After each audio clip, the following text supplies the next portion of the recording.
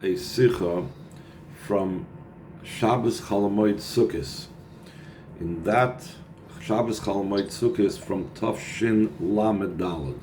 So again, this is in 1973, very soon after the beginning of the Yom Kippur War. And one of the things that the Rebbe was talking a lot at that time, and we've mentioned it before, is about not stopping and going all the way to Damascus. The Hebrew name for the city of Damascus is called Damascus. And the Rebbe is going to connect this with an interesting thing that it speaks about at the end of Mishnayos Masechtas Chol. So let's see it inside. The siyum shel Masechtas Chol isa. At the conclusion of Masechtas Chol, it's brought down. Hakoine beSuria, someone that purchases things in Syria. Kikoine beParver Yerushalayim. It's as if he's purchasing things in a suburb of Yerushalayim. Now, there's different halachas concerning bringing bikurim and other things. What's the din concerning the obligation of if something is coming from outside of Eretz Yisrael? So the Mishnah over there says that even though there was this person, the Mishnah prior to that said, that brought it from a certain city in Syria, he brought bikurim, they accepted it.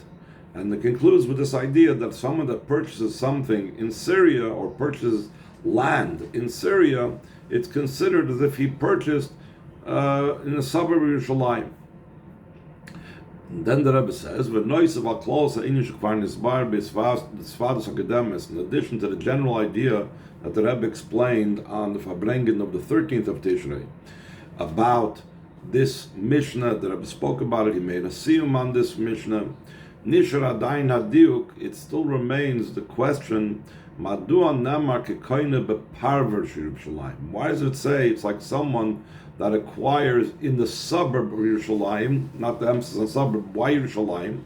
The Lechura Havalei Kekoine b'Eretz Yisrael. He could have said it's like someone that acquires in Eretz Yisrael. So therefore, if you acquire in Eretz Yisrael, if acquiring land in Syria is like acquiring in Eretz Yisrael, so therefore it's like Eretz Yisrael. What's the significance of connecting it with a suburb of Yerushalayim? Skip the brackets.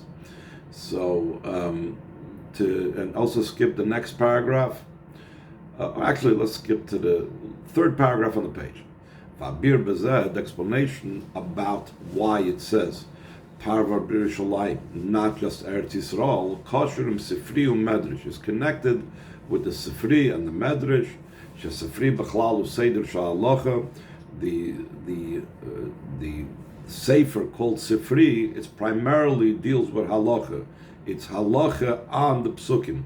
Before there was the halacha organized in Mishnayos, so the Tanoim had it collected based on the psukim, and that was the Sifri. The Sifri was on the psukim, the different halachas that afterwards were compiled in Mishnayos.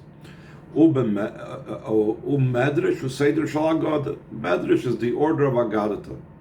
The majority of the secrets of the Torah are concealed in Agadata. And it's also connected with something that's written in the writings of the Arizal. We might get into it or not, it's a little bit Kabbalistic. And all of what we're going to learn now is taken and based on a pasuk in the written Torah. It's written in the Nevuah of Zechariah Navi. Chadrech, simple meaning is your room. V'Damasek, and Damasek Menuchasei is his resting place. V'Isa alzeh b'Sifri u'b'Medrash, both the Sifri and the Medrash says Shechadrech koi al Mashiach. Chadrech is referring to Mashiach. Why is Chadrech referring to Mashiach? So what they do is they split the word Chadrech into two. Shu Chad le'umois, he is sharp with the nations. V'rach liYisrael, Chadrech, sharp and soft. He's sharp for the nations and he's soft to the Yidden. And so what's the conclusion of the pasuk? That his resting place is Damascus. Shasida Yisrael liyos magas ad Damascus. That in the future Yisrael will reach all the way till Damascus. Pisa moving much cost by Mishnah. According to this, is understood what it says in the Mishnah. Hakoyne besurya kakoyne beparish or b'shalayim. V'loy kakoyne b'Eretz Yisrael. Someone that acquires property in Syria. It's as if he's acquiring property in a suburb of Yerushalayim. And not just, he says, it's like acquiring property in Eretz Yisrael. Kivin shesurya damesek l'kamon. Yesh l'shayches miyuchedes davkim Yerushalayim. Since Syria, and Syria, he's soon going to explain, Syria specifically has to do with Damascus, as he'll soon explain, has a special connection with Yerushalayim. Very interesting thing that I was going to say over here. Shasida Yerushalayim liyos magas ad Damascus, that in the future, Yerushalayim will reach all the way to Damascus. This is also the explanation of what it says, like someone that acquires in the suburb of Yerushalayim.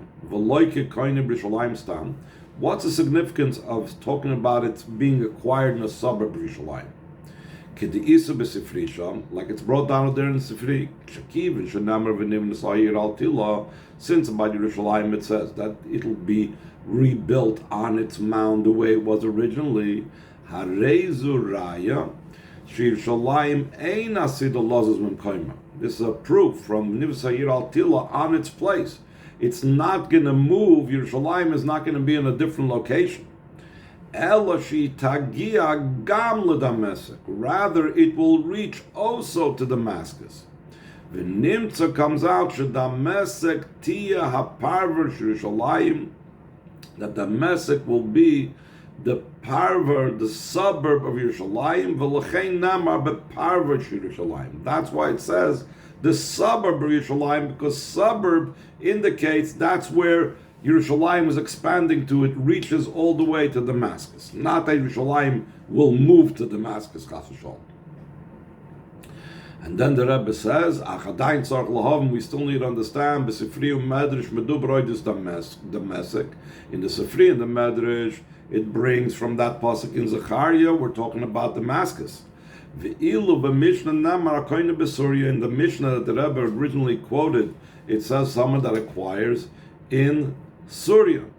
So first of all, he brings, I'm not going to get into all the technical things from the Kisvei Arizal. He says that Mikdash, the sanctuary, the Beis HaMikdash, is the opposite, and the other side of that is the Klippa is called Damascus. And also in Kedusha, there is a Damascus of Kedusha, and then there's a Damascus of Klippa that counters the Mikdash, counters the Damascus of Kedusha. We'll go over to the next page, and he goes into a lot of Kabbalah things we'll skip over. And the main thing is, on the next page, the last line of the first paragraph after the parentheses, Valpize harikol Surya b'soy Damascus. According to Kabbalah, the entire Syria, Alpi Kabbalah, is like included in Damascus. And then the Rebbe says, in the simple sense, it's that way as well. So too, it's also literally Sharei Damascus hi'ira birashal Surya, because Damascus is the capital city of Syria. Aram Damascus, the head of Aram, which was then the country which is now Syria, is called Damascus. Therefore, the Rebbe says, when you conquer Damascus, is called Syria, automatically you receive the entire Syria, Baruchni is Gamkin, Syria beside Damascus, and also spiritually, Syria, we said earlier, is the spiritual inner meaning of Syria is Damascus. So therefore, if you conquer it, the Damascus in the spiritual levels, you conquer the entire level of Syria spiritually. Because the kingdom down here, it reflects the kingdom of above. So down here we conquer Damascus, we conquer the entire Syria, and above we conquer the spiritual level of Damascus, and then we conquer the entire Syria. So the Rebbe says in Oyster Zayin Amnam Amr Liel Shasidei Yisraim Yismagas Adam Mesek, what it said earlier, that in the future Shalayim is going to reach all the way to Damascus.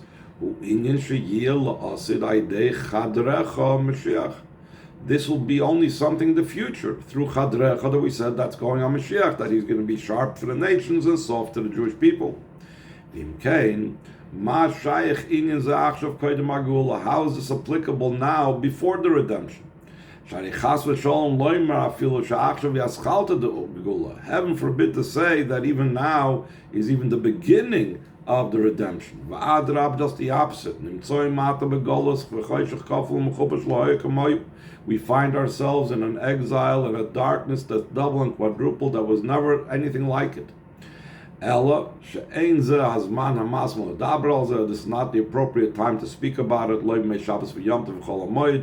in the days of Shabbos and Yom Tov and Chol Hamoed. This was a sikha the Rebbe said, Shabbos, Chol Hamoed, Sukkos.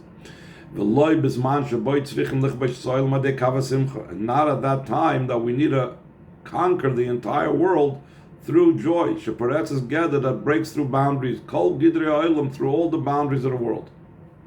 Aval became still in all. Nimtsoim ata begolus. We find ourselves now in exile. If so,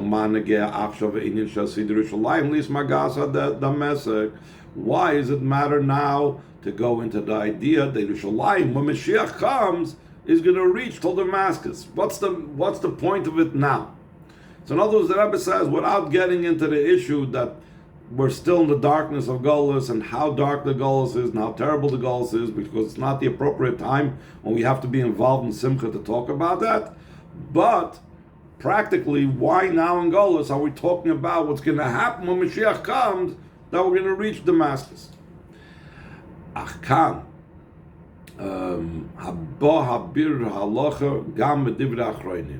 over here comes out also what we clarified halacha also from the words of those final codifiers in halacha.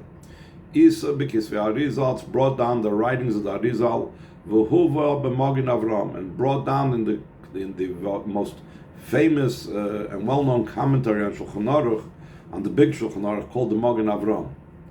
And the Rebbe says in the brackets that sometimes when you bring down something in Kabbalah, so people say, it's Kabbalah. But it says in Magen Avram, you can't get away from that. That's basic commentary, basic understanding of Shulchan Aruch. You learn with Magen Avram, and the Rebbe brings down that a lot of the Alter Rebbe Shulchan Aruch was built on the rulings of the Magen Avram. So what is it brought down the Kisvei Arizal on the Magen Avram? Something that we've had in many sikhs that we learned from the Rebbe. Skip to after the brackets. Shabbos on Friday afternoon or on Friday, one needs to taste from each of the foods of Shabbos, not just one of the foods. He needs to taste each one of them. Like it says, whoever tastes of the foods of Shabbos merits life. In general, the time of the future, the Geulah, who's Shabbos. It's considered Shabbos. One of the reasons it's called Shabbos, Shavas min hamezikim. All those that damage, cease. Bitla golus, it's the nullification of exile. Lo yareu le'ashchisu, they will not do bad and they will not destroy. Over there it's talking about animals that are damaging. But sometimes there's animals in human form.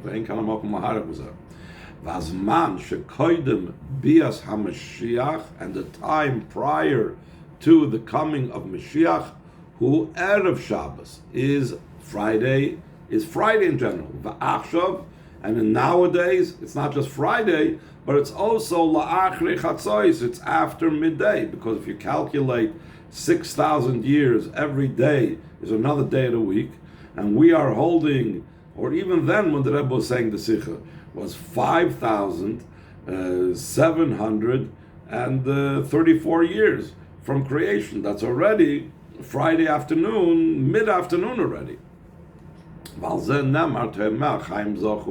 That those that taste it will merit life. Even before the time of eating. In other words, before Shabbos starts, Lifnei Bias HaMashiach, even before the coming of Mashiach, which is called Shabbos, when we still find ourselves in exile, we need a taste from the matters of the future of Mashiach's times. And so too, when it comes to tasting from the teachings of Mashiach, what is considered the tasting of the teachings of Mashiach? The revelation of the inner part of the Torah. That's also preparation for the coming of Mashiach. That, like it's brought down in the Geras HaKodesh. Skip the parentheses and into the brackets over there, or the skip part. It's like a little bit mixed up. Skip to the end of the brackets, the first brackets over there. With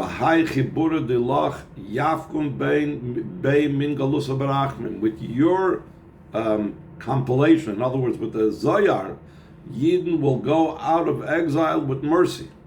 That the inner part of the Torah was revealed at least in a little amount. It's not in the same way it's going to be when Mashiach comes. Just like on Friday, we're supposed to just be Tayameho. We're supposed to taste it. We're not eating the full meal, we're tasting of it. The same thing.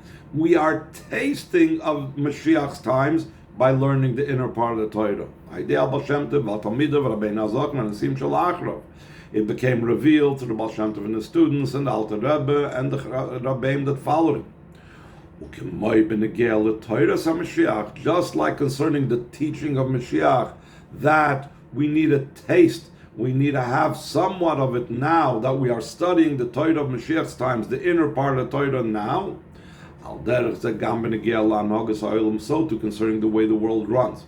Is the way the world is running physically. While we're still in the time of Golus, we have to already taste from the way things are going to run when Mashiach comes, this idea of reaching Damascus. Like it's known, the statement of our Rebbeim and Nesiim. Both the Rebbe Rashab said this, the Frierdiker Rebbe said this, only the bodies went into exile. Our souls did not go into exile. And it's understood. Since by the power of the one who does wondrous things, he can join the spiritual with the physical, he can join the soul with the body. The fact that the neshama did not go into exile, it also impacts and affects the physical body. And also in this we will see that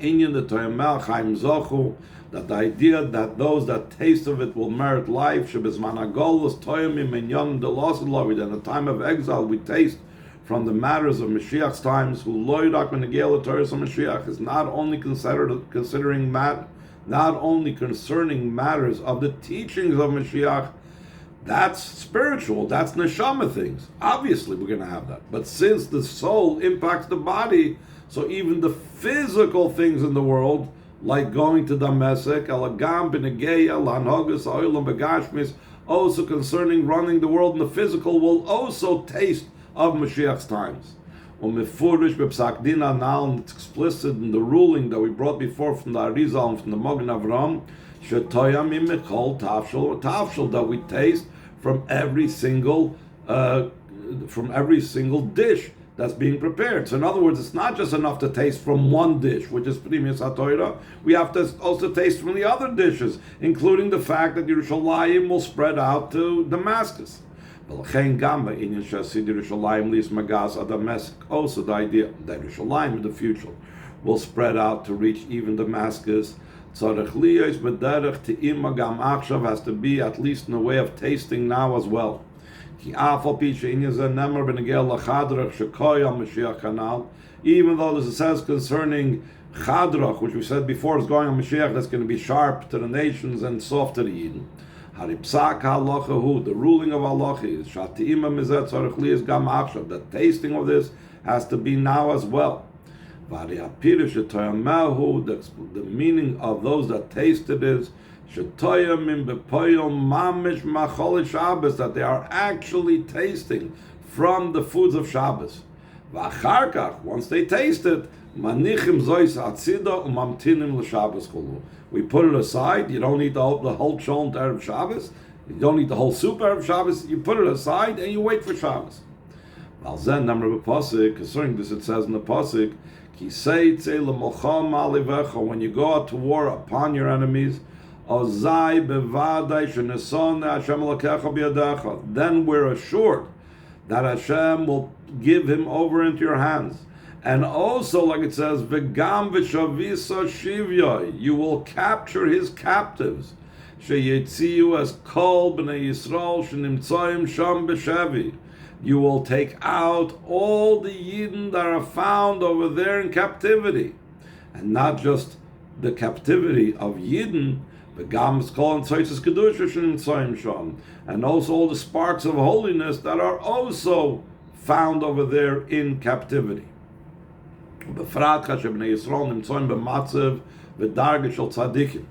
Especially when Yidden are found in a state and the situation of tzaddikim. When the Rebbe was talking about it in 1973, he was talking about the Yom Kippur War, that everything began in the day, that the very day of Yom Kippur itself atones. B'nei Yisrael, automatically on Yom Kippur, all Yidden are standing in such a situation. Especially those that were not thinking about themselves. And they totally sacrificed themselves to protect millions of Jews. So those people are all bedargish tzaddikim gemurim in a state of complete tzaddikim.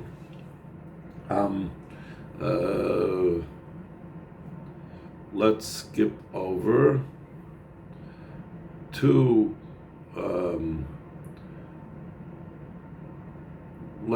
to two paragraphs in the bottom. So there's a clarification of the halacha that we said before, that those that taste it merit life. Was emphasized previously, though we find ourselves still in exile. Heaven forbid to say that it's even the beginning of the redemption. Not for the way we have Eretz Yisrael now. This is not what we suffered, all the suffering of the Geulah up till now. In other words, this is not the culmination and the reward for all of our suffering. The very fact that there are people that say that the modern state of Israel is the beginning of the redemption, this is an additional expression of the double and the quadruple darkness of the exile. And this mistake that it's the beginning of the Geulah is already automatically nullified. And there's a need for the Geulah to conclude, and it should begin already the actual beginning of the Geulah. And like the literal sense of it. Like it's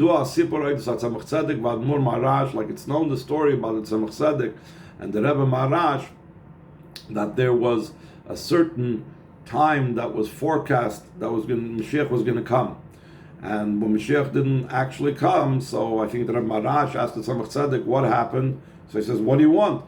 The Likkutei Torah, I think, was then printed, which means it's a revelation of Mashiach, Primis HaTorah, and so on. Sha'admur Maharash, Sha'amar Shetzarech Liyas Mitchila Ariba, the Rebbe Maharash, who says things have to be initially going over. Amar L'Tzemach Tzedek, he told the Tzemach Tzedek, Shetzrichim as Mashiach Kipshutei, we need Mashiach in the literal sense. In other words, it's not enough that Likutei Torah, Primis HaTorah was revealed, which is Mashiach's Torah, and so on. We need literally the human being Mashiach to physically take us out of the Golos and build a Beis HaMikdash. Now, the question is, what, the Tzemach Tzedek didn't know this and he needed the Rebbe Marash to tell him? So the Rebbe says like this, surely the Tzemach Tzedek knew that you need to have an actual Mashiach. Rambam, like the Rambam expressed himself, this is something that's recorded in Torah, it's recorded in the Nevi'im. All the Sifrei Nevi'im are always talking about Mashiach. The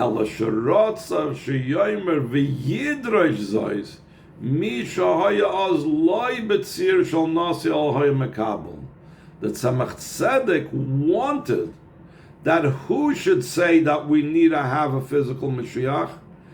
Someone should say it, and someone should demand it, not someone that at the time was a Nasi, but even someone that's still the receiver of the Nasi should say this.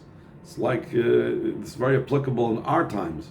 We're saying, isn't it enough what the Rebbe said, we need Mashiach? What does he want from us?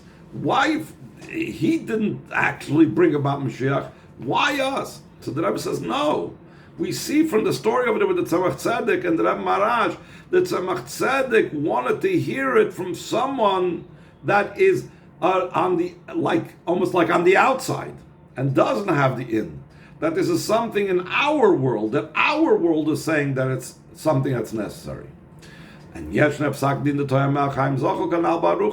ruling of the halacha that those that taste it will merit life, like we spoke earlier at length. Since we're doing this by the command of the Torah, it's a Torah of kindness and a Torah of peace. So this tasting and this reaching Damascus, it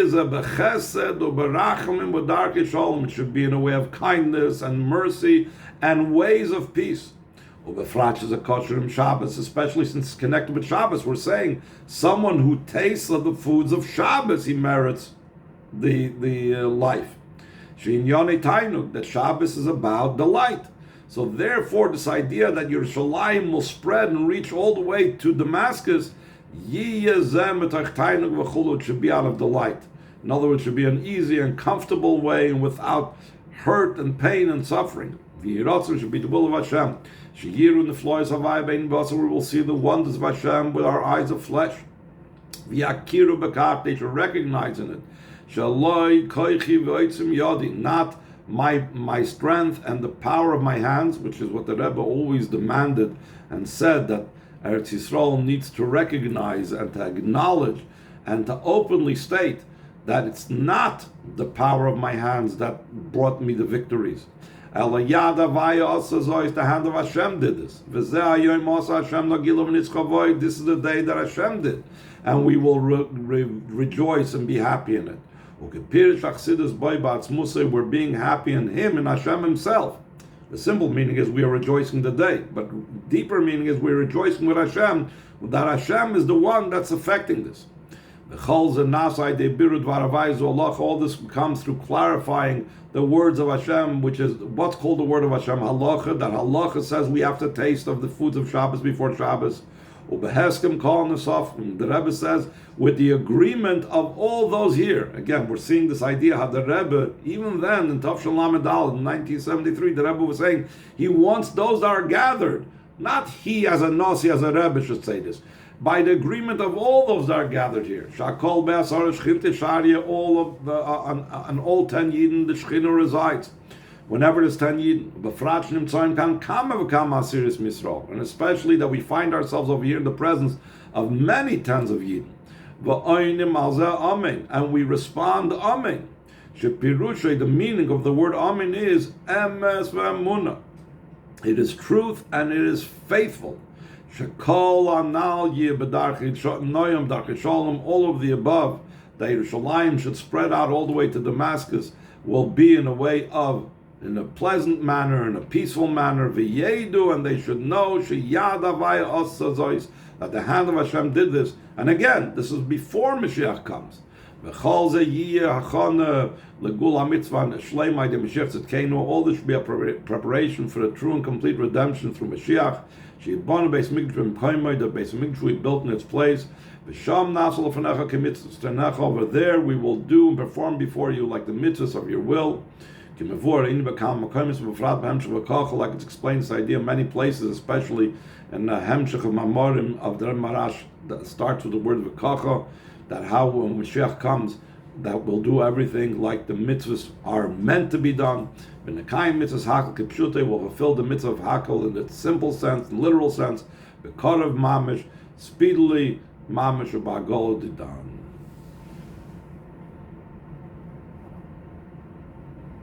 Amen. Recording